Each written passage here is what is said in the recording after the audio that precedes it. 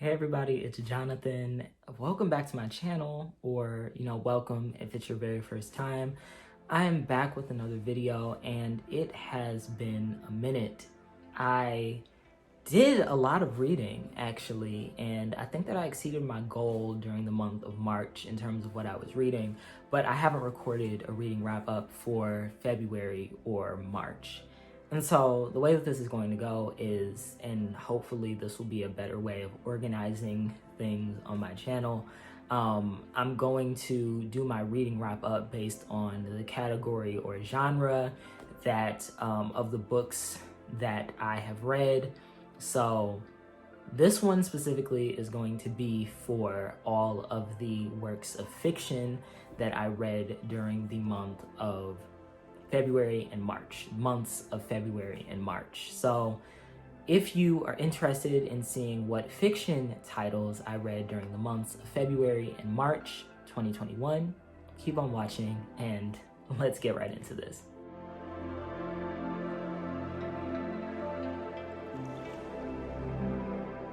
So this will be fiction with a little bit of the poetry that I read during this month, and then I'll definitely make sure to include in the description box links to the videos or premiere dates for the videos for the YA books that I read and also the nonfiction books that I read during the month of February and March. I read 8 books that I would consider fiction or poetry. I think that I started off the month of February, and I did a full review of this, The Secret Lives of Church Ladies by Deesha, Philyaw. Definitely check that out. Follow her on social media because she's always tweeting out links to the interviews that she does, and she's done some amazing interviews. I actually watched one that she did with Jericho Brown, who wrote The Tradition, Kiese Layman, who wrote Heavy, and also Tayari Jones, who wrote An American Marriage. And it was about, they did this interview on Southern writers, or writers that write about life in the South, fiction writers, Black fiction writers that write about Black life in the South. And it was such a good interview. Like, I was completely hooked. These are all authors who really have written some of my favorite books of the past couple of years. So I'll see if I can find a link to that interview. And if I can't, hopefully there are clips online, but it was a fantastic interview. But The Secret Lives of Church Ladies, I did do a full review on my channel. This is a collection of short stories about the lives of different Black women. And it's absolutely phenomenal, but definitely check out my full review on my channel. After that, I actually read a book on Kindle. I purchased this because this author's most recent book actually came out during the month of March. So I read Learned Behaviors by Jayce Ellis, and Learned Reactions by her actually came out during the month of March. And so it's a part of this higher education series where you have these different love stories that are written by Jayce Ellis, and they all are about relationships between queer men. And Jayce Ellis is a queer woman herself, but she definitely handles these stories with so much care and tenderness, and I absolutely loved it. And so I haven't read Learned Reactions yet, but Learned Behaviors was about these 2 men, Matt and Jacques, and they both are single fathers. And Matt is kind of dealing with a lot, dealing with his daughter going off to college, and Jacques is dealing with all of like the aftermath of a divorce that he went through. And they come together because they are both working on this project together at this like furniture design company. And so they have to work very closely together because Matt is the assistant of the designer, and Jacques sort of works for this huge company that is sort of commissioning this project or whatever. And it's not even like this like constantly super steamy romance where the story solely is revolving around this couple, but there's so much about their personal lives that goes into the story and understanding who these characters are. And then, you know, of course you get the nice amount of like angst and, you know, the tension between them. And it was just such a wonderful story, and I really enjoyed it, and I'm super excited to read Learned Reactions by Jayce Ellis. So definitely go check that out. After that, I read 100 Boyfriends by Brontez Purnell. And if you have watched some of my other videos, I think at the beginning of the year in my Black and Queer book list for 2021, I talked about 100 Boyfriends by Brontez Purnell and how excited I was about this release, because I read Since I Laid My Burden Down by Brontez Purnell and really enjoyed it. And so this is, I think this is possibly his follow-up to that. Don't quote me. But with this one, I really enjoyed this. I enjoyed the stories. Let me start there. I really enjoyed the stories. It is a collection of stories about the sex lives of queer men. And, you know, one thing that Brontez Purnell does so well is just writing as bluntly as possible. You know, he says what it is. He doesn't shy away from sex and discussing sex. And so, like, he talks about the kinky, he talks about the random, he talks about the questionable, the less than enjoyable experiences that a lot of queer men have. But what I will say is, with all these stories, the sex is a lot more than just sex. And he really just kind of, through all these stories, talks about the way that queer men navigate this world. That's the way that a lot of queer folks express themselves and sort of like stretch themselves outside of these bounds that society has kind of placed all of us in. The stories were very quick reads, but a lot of them really lingered afterward, and I thought about them after reading them, and really, you know, they made me reflect on a lot. And but what I will say is that there were a lot of short stories, and so sometimes I did kind of slip away from some of the stories. I wondered where the place of some of the stories was in this collection, why they were included, what some of them meant. Some of them, you know, and this was just a few, it wasn't a large amount, just kind of left me wanting more. And so I did enjoy this collection, but I will go into it saying that you may not love every story. And it definitely will test you. What you're comfortable reading, what you're comfortable seeing people express. Especially for queer folks, reading something as blunt and straightforward as this collection, it'll test whether or not you're truly comfortable with yourself. I definitely enjoyed it. I really enjoyed it, and I'm super excited to see what Brontez Purnell has up next. So I definitely would recommend checking out this collection.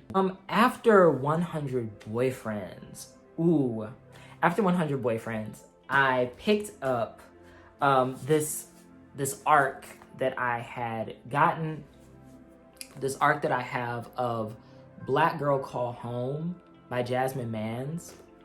And when I put it on the book list at the beginning of the year, I didn't even have my hand on this arc.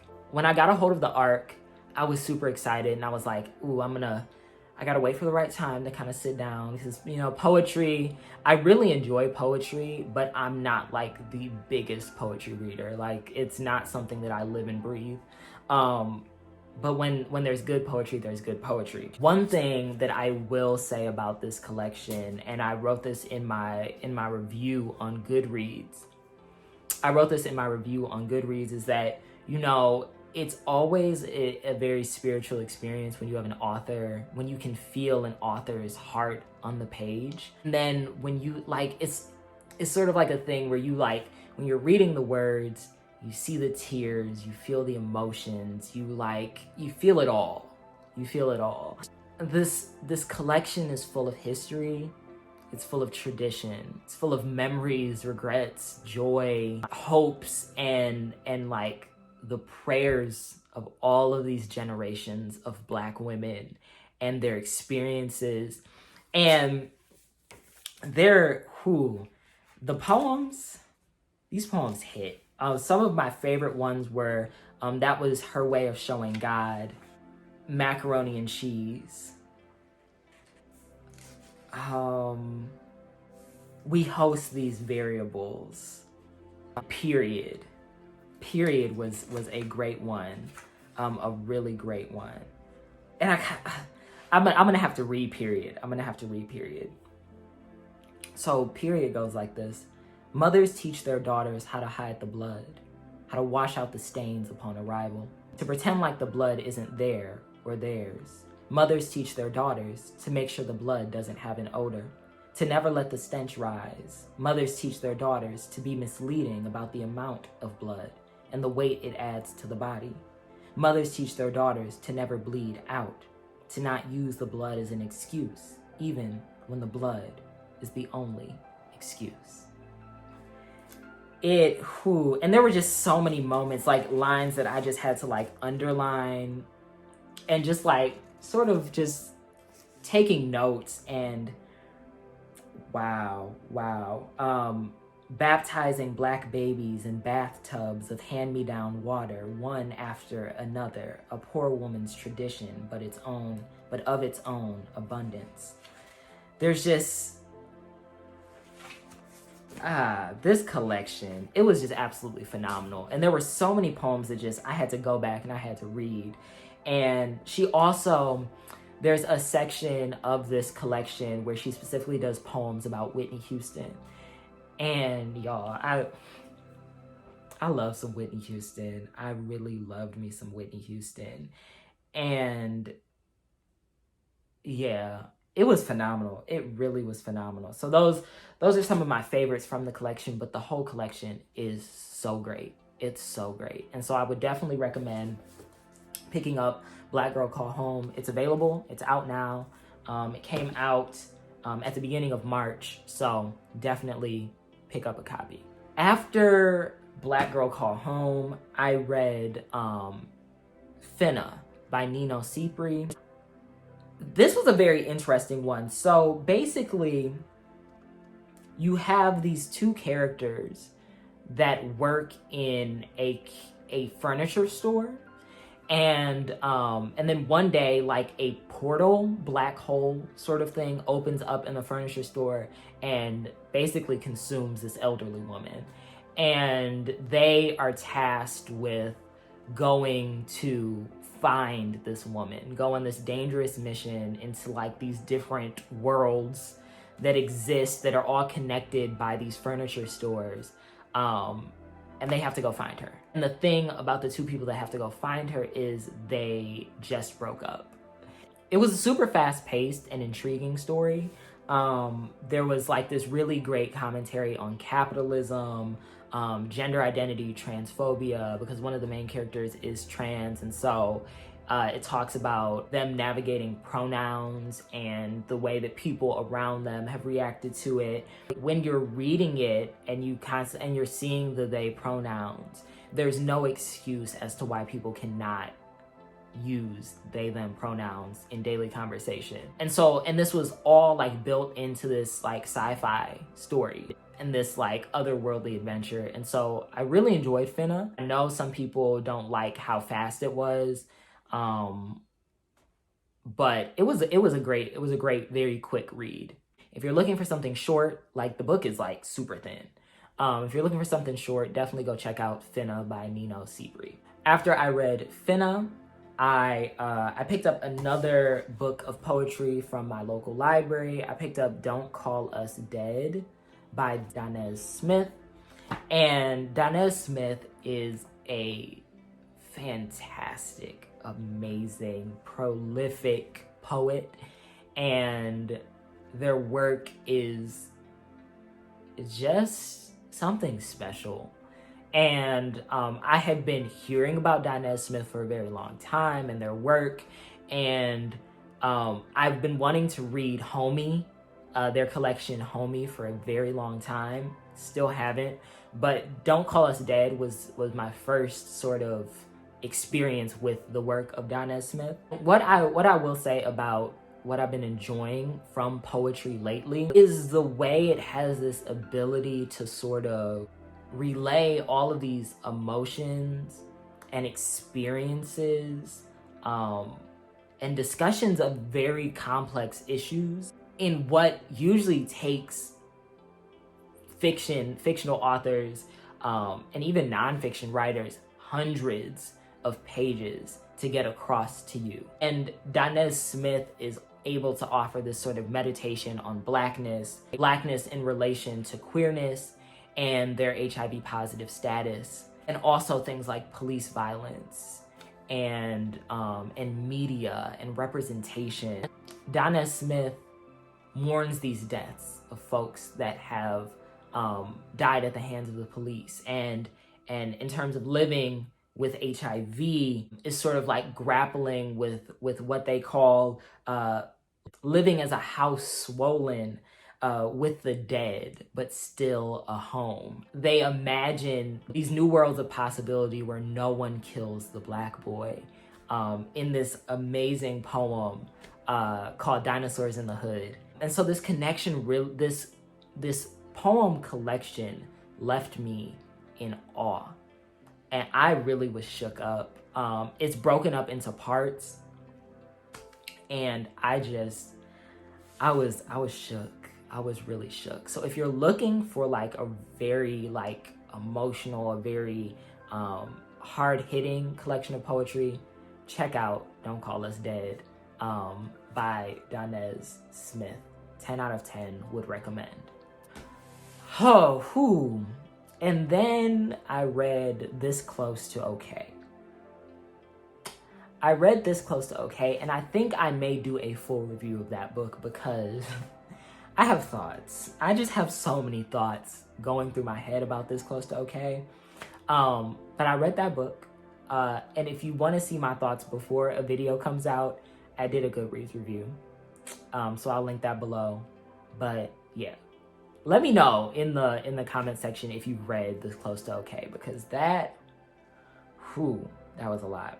And then the last collection of poetry that I completely forgot that I read was There Are More Beautiful Things Than Beyoncé by Morgan Parker. And this is a collection of poetry that I had bought years ago. I purchased it when I was in college. I think it was like senior year of college. I had started reading it, but then I gave it to somebody else because I was like, they might really enjoy it. I think I gave it to my cousin, and I was like, she'll really enjoy this. And then I didn't think about it much after that, but I did see Morgan Parker's name like all over for a bunch of different literary things. And then so I picked it back up when I was working at my local bookstore, and I read the entire collection. So I stood there, in between people coming up and checking out books and stuff, and I read the entire thing. And this collection is so interesting. It's like this sort of like meditation on the various ways in which Black women exist in the world, the expectations, the struggles, self-love, and the way that society often pushes against the efforts of so many Black women to love themselves and to love who they are, relationships, sex, and so much more. And what Morgan Parker does is she uses Beyoncé and the way that so many people idolize her without ever considering her humanity, specifically in this one poem where she says, "What if I said that I'm tired and they heard it wrong and sing it?" And that was a line that hit for me. And so she writes these different poems about these different Beyoncés, while also intertwining these other stories, these other poems written about different women. I know that I definitely didn't understand some of the poems, and this is a collection that I need to go back and look at and sort of like look through these poems a little bit more. There were a lot of references that I'm sure probably flew straight over my head, but Morgan Parker is a very intricate writer. but I still know that I was drawn into every poem and wanted to understand. And so knowing that these are the experiences of a lot of the Black women that I know and the ones that I don't know, just the ones that I see every day was enough for me. And so this was a great collection of poetry. So definitely, if you've got time, if you're interested in some poetry, definitely go check out There Are More Beautiful Things Than Beyoncé by Morgan Parker, Don't Call Us Dead by Danez Smith, and Black Girl Call Home by Jasmine Mans. And so those are all of the fiction and poetry collections that I read during the months of February and March. I hope you see something in here that you are interested in picking up, maybe something that you've already read. Let me know what you think in the comment section below, and I will see all of you back here in the next one. And always remember that you are loved.